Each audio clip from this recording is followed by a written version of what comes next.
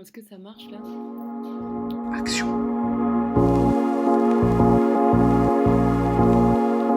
Salut, moi c'est Noah, je suis metteuse en scène, co-autrice de Silence Radio et je joue le personnage de Win. Je m'appelle Giovanni, je suis commettant en scène, auteur et comédien pour la compagnie Farouche. Et dans Silence Radio, je joue le rôle du poisson C. Farouche, c'est du théâtre immersif où nous voulons inclure le spectateur dans un univers merveilleux.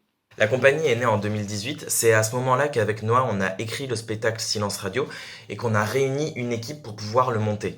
À l'intérieur, il y a les acteurs que vous allez voir, mais également Chloé Richer-Aubert, Alice Martin et Mathilde Demarle à la création lumière, Raphaël Fouillou à la création sonore et Ivan Ivanovic à la scénographie. Bonjour, je m'appelle François, je suis comédien et dans la pièce Silence Radio, je joue le poisson A. Bonjour, je m'appelle André, je suis comédien dans la compagnie Farouche. Dans Silence Radio, je joue Synthé.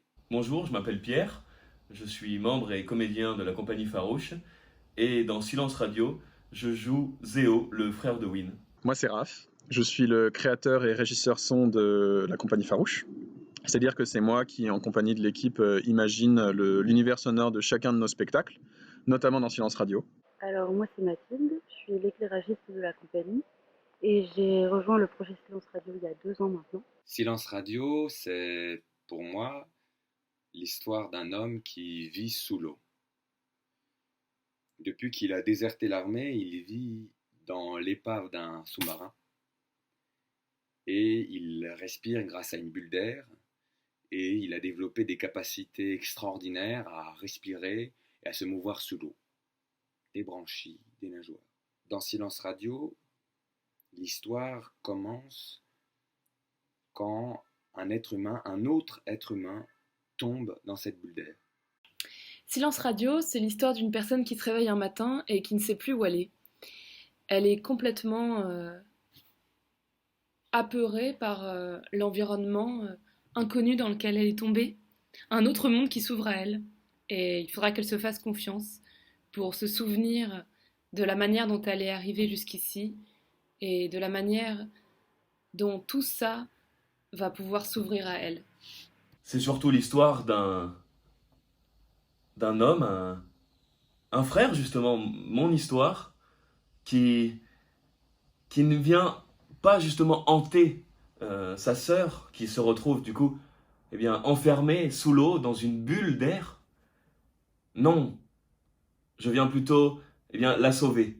La sauver comment? La sauver justement en la réconfortant, en lui donnant cet espoir qu'un jour peut-être, et sûrement d'ailleurs elle a le droit de le penser, que je viendrai la délivrer, la sauver de cet enfer aquatique, de cette prison, de cet aquarium inversé quelque part.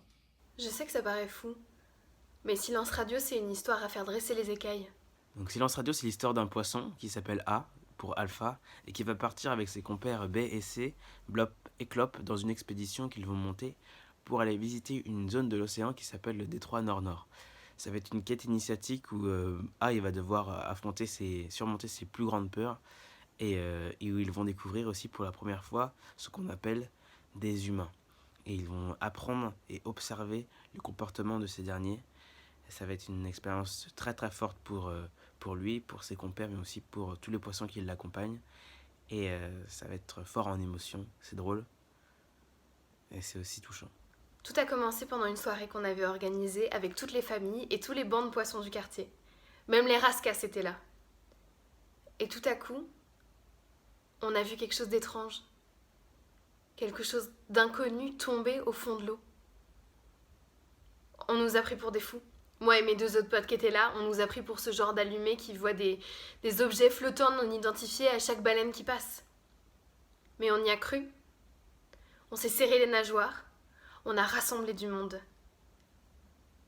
Et finalement, on a établi un contact. Si vous voulez, je crois que ça parle avant tout de courage. C'est l'histoire de ce poisson qui est passionné par ce qui l'entoure, la science, la nature, l'environnement, et qui décide, suite à la disparition de nombreux arthropodes dans la région des abysses où ils habitent, d'organiser une expédition pour découvrir qui est à l'origine de cette disparition. Et donc ça va amener ce petit groupe de téméraires aux limites de tout en fait. Ce qui me plaît, moi, dans Silence Radio, c'est qu'on est dans un univers aquatique, qu'on est au fond de l'océan. Et comment on va faire ressentir ça au public? Donc au début, on a travaillé avec Giovanni et Noah pour trouver une lumière abyssale. C'est-à-dire qu'on a cherché à raconter un peu la pénombre autour de cette bulle d'air au fond de l'eau qui inclut les spectateurs. Mon but, moi, c'est que le public se sente comme un poisson dans l'eau. Ok, bon, on va y aller maintenant. Oui, on se divise en groupes.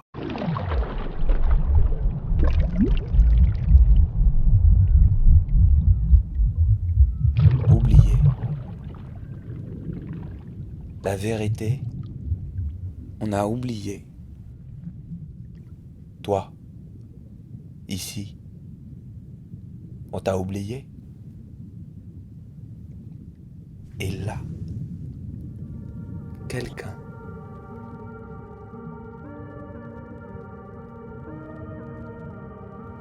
Il aurait fallu partir, abandonner le fond de l'eau, mais quelqu'un.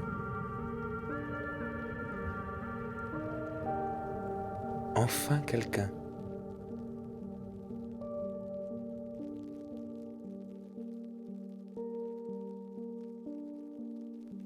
Plus seul. Là, quelqu'un. À côté de soi. On a candidaté au TACT Festival d'abord parce que la compagnie Farouche et ce spectacle en particulier s'inscrivent dans un réseau Art et Sciences, qui était donc la thématique de cette année, en lien avec l'ESOF et le Trieste City of Science. On voulait rencontrer plein d'artistes internationaux, de jeunes auteurs, metteurs en scène, comédiens, avec qui on aurait pu créer, inventer, partager. On aurait aimé jouer cette pièce aussi à l'extérieur, avec une jauge importante, et voir si c'était possible d'inclure autant dans la fiction qu'on voulait proposer.